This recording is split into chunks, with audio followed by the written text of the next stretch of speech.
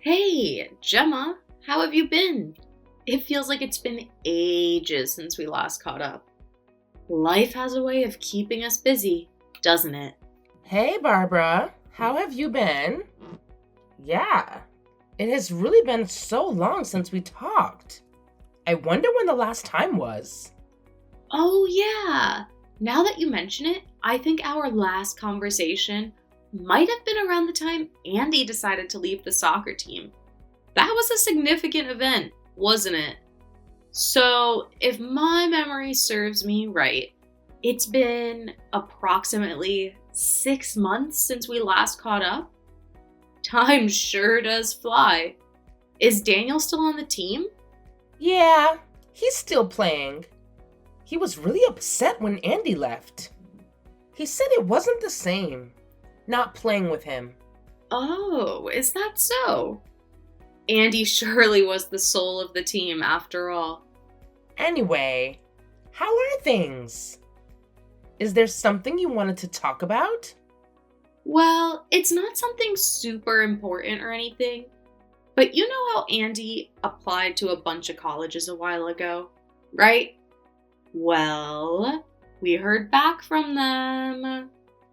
Oh, yeah. I remember you telling me. Did he get accepted into any?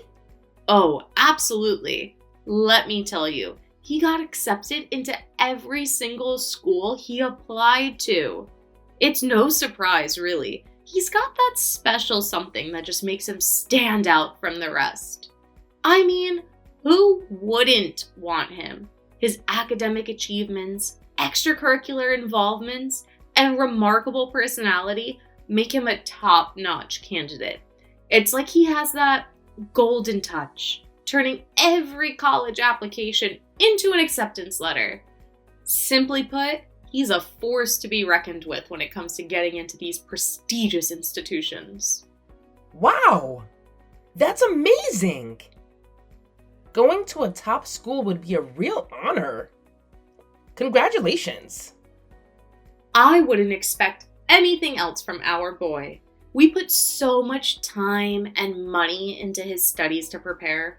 We hired private tutors for every subject. We made him study until past midnight every night. If he didn't get into any of those schools, I would have kicked him out of the house.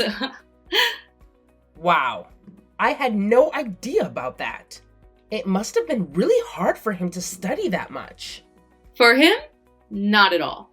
My husband and I were the ones who had it rough. We had to dig deep into our pockets to hire those top-notch tutors. Trust me, it was no small investment. Plus, I was always in the room while he was studying to make sure he was staying on task. So, you see, it wasn't a walk in the park for us. We poured our hearts and souls into our child's education, making sure they had every opportunity to succeed. It was way harder on us than it was for him. Oh, I'm sure that was a lot of work. But I guess in the end, he was the one that earned it, right? Oh, I'm sure all of this is a bit hard for you to comprehend. Daniel is just going to the local community college, isn't he? The mere thought of it is so hilarious. I can't help but burst into laughter. Well, that's his backup plan. He didn't really need to apply there.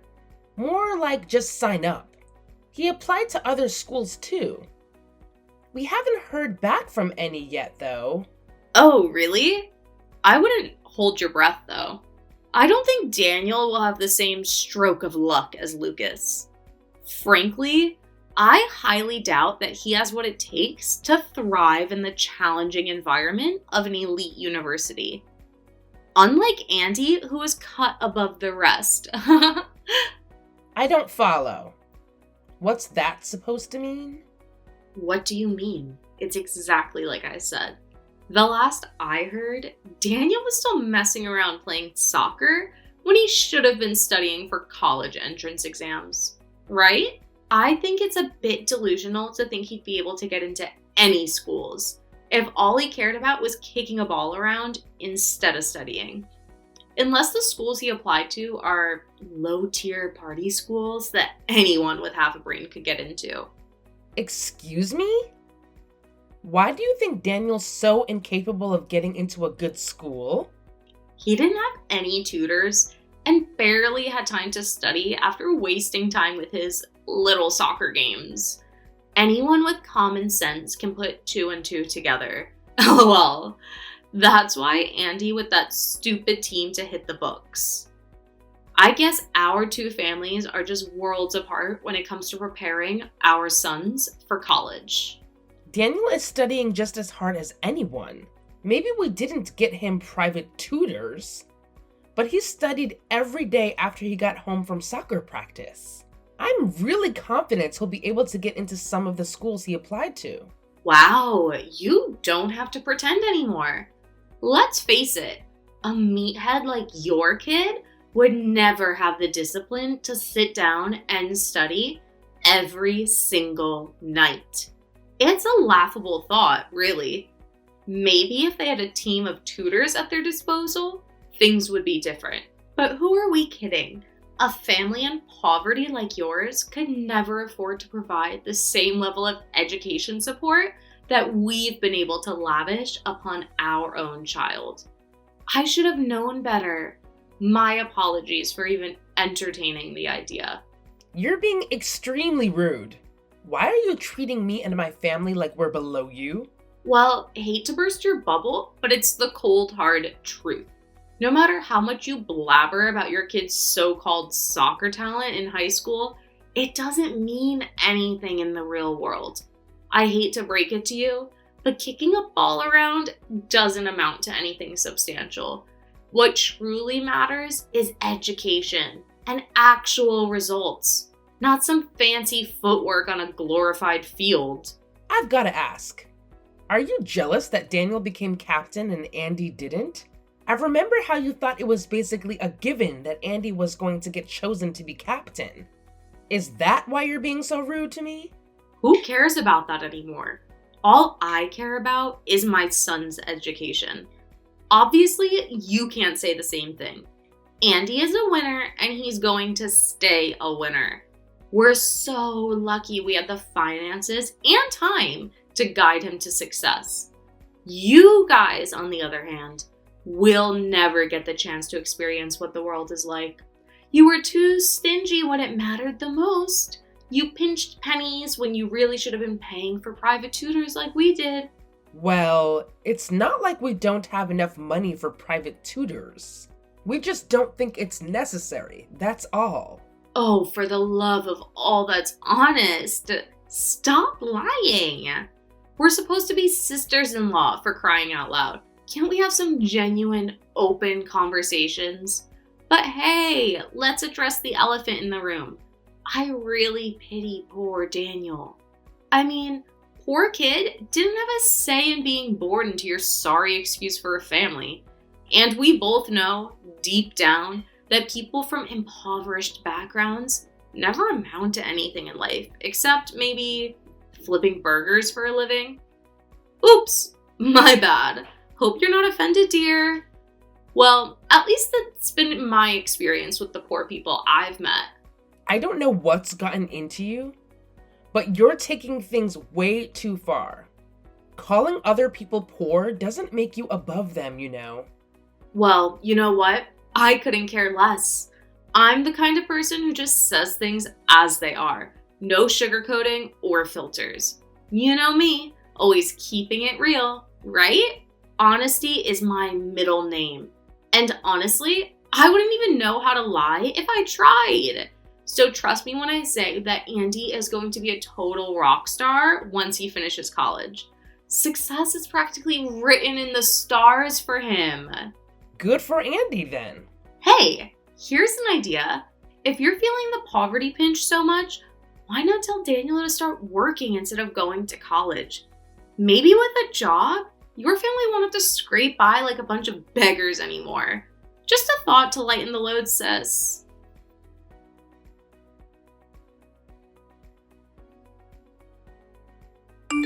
Hey Gemma, what's up with the radio silence? You've been MIA on my messages lately.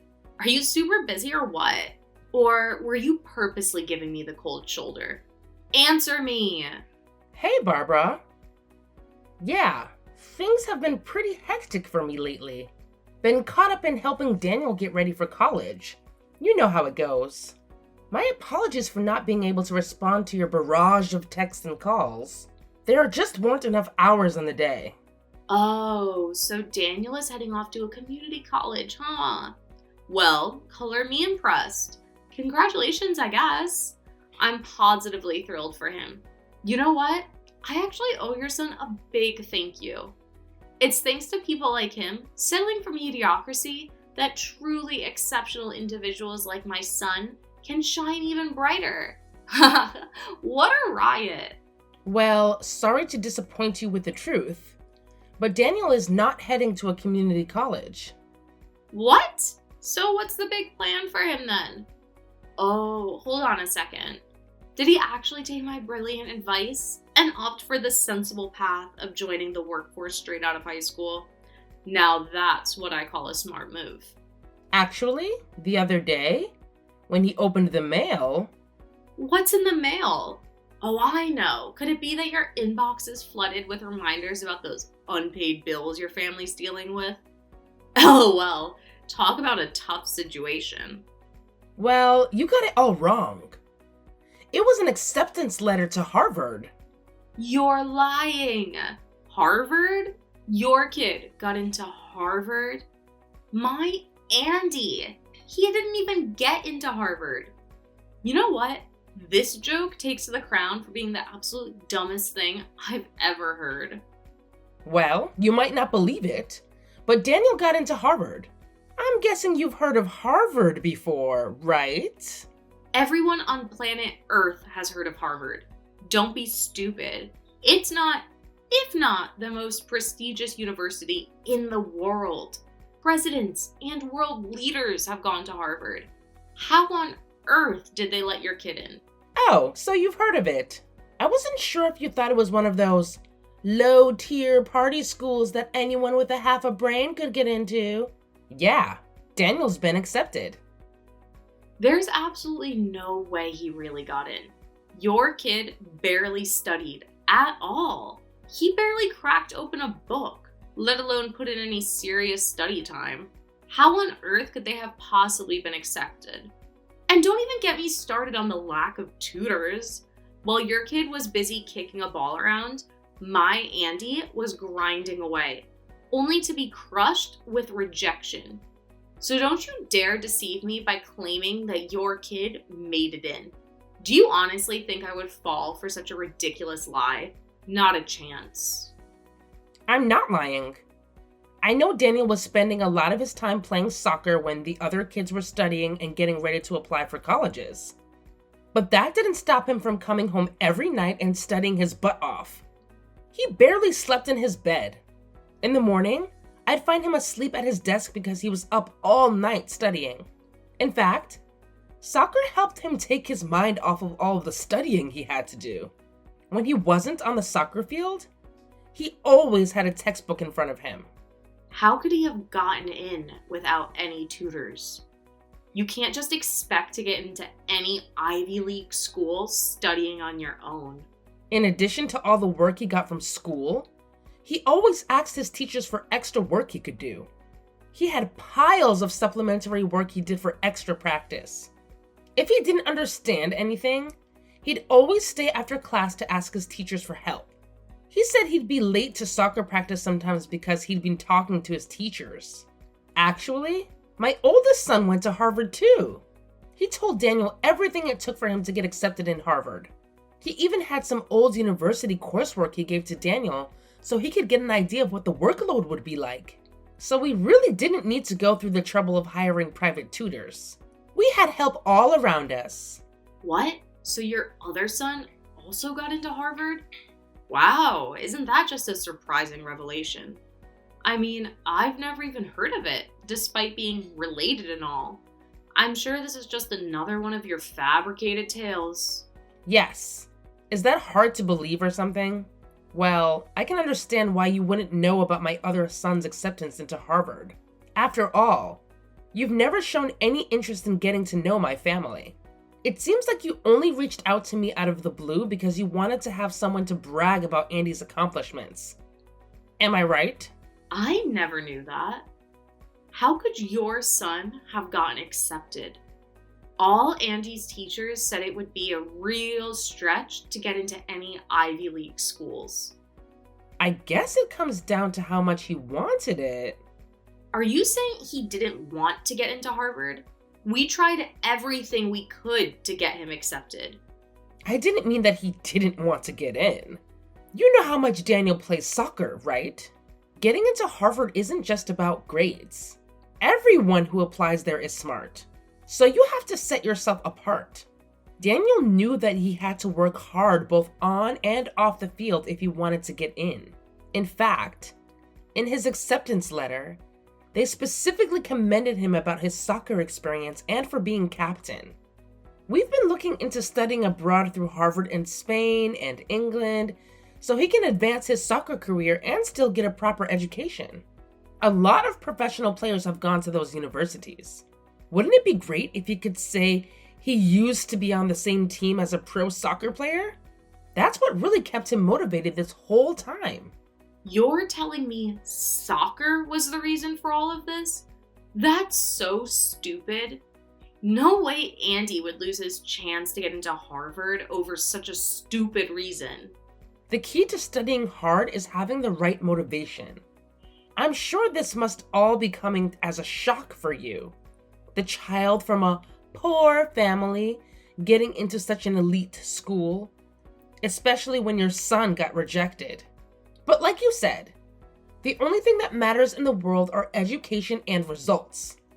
You're really getting on my nerves. Getting into an elite school means nothing if you can't keep up with the coursework. I bet your kid is going to end up dropping out. It's just a matter of time before reality comes crashing down. I don't think that's going to happen. On the other hand, what about Andy? College is a lot different from high school. Classes are earlier and way more difficult. Will he be able to handle all of that without his mommy and daddy to help him like now? I've actually heard from Daniel that Andy's constantly falling asleep in class and going to the nurse's office because he's always so worn out from studying. I wonder if he'll be able to handle the college coursework. I don't need you to worry about my son. Our son is a genius. He'll be able to do it no problem. I'll try to find him some tutors in the state he'll be going to school in. There's nothing that money can't fix when it comes to education. Well, naturally, my family is financially well off enough to secure a bright future for Andy. He's got absolutely nothing to worry about in that department. Is that what Andy wants or what you want? Hey, what's that supposed to mean? Honestly, it seems like all this time you've been more focused on projecting your desires onto Andy, without ever taking the time to sit down and have a genuine heart-to-heart conversation with him. Have you ever stopped to ask him what he truly wants for his own future? We're talking about Andy's life here, not your life. You can't continue dictating his every move. It's about time you gave him the freedom to make his own choices. Hey, don't you dare speak as if you know more about my son than I do. I am his mother, and I know what's best for him.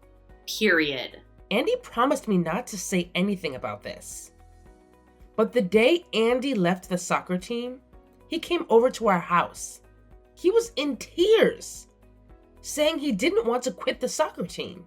He said that? Why? He said, "If I have to quit the team to study, then I don't want to study at all." He told me that if he said that to you, he was afraid you'd kick him out of the house. Although I could barely understand what he was saying since he was crying so hard. I can't believe it. Daniel was really upset about it too. He couldn't believe that Andy had to leave the team to study more. He said Andy was so talented, and if he didn't play, all the talent would be going to waste. All Daniel wanted was to play side by side with Andy in their final season together. Well, I am at a loss for words. I didn't expect that my son would be so upset. I was only trying to scare him when I mentioned kicking him out of the house if he didn't study. I thought it would give him a push, some motivation, you know? Barbara, I get it. I know you want the best for your son. But taking away their dreams and forcing them to do what you want is not the right way to go about it. Forcing him to study and not letting him do the things he wants? Do you really think that's what's best for him? Or are you using him as a way to lie to yourself and pretend like you're a caring mother? I would never. I do care about him, and I love him very much. Andy was falling asleep in class and going to the nurse because you forced him to study so much. You've been pushing him too hard. If something doesn't change, he's going to end up in the hospital. Is that what you want to happen? Well, of course not. Nothing's more important to me than Andy. That's what I thought.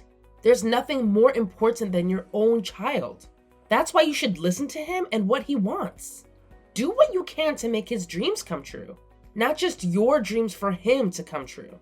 Of course, education is important, but it's not all that's important. You need to give him more freedom to be the person he wants to be. I guess you're right. I apologized for the way I was speaking to you. You've opened my eyes a lot. I'll talk to Andy. I think that's the best thing to do. I'm really rooting for you two.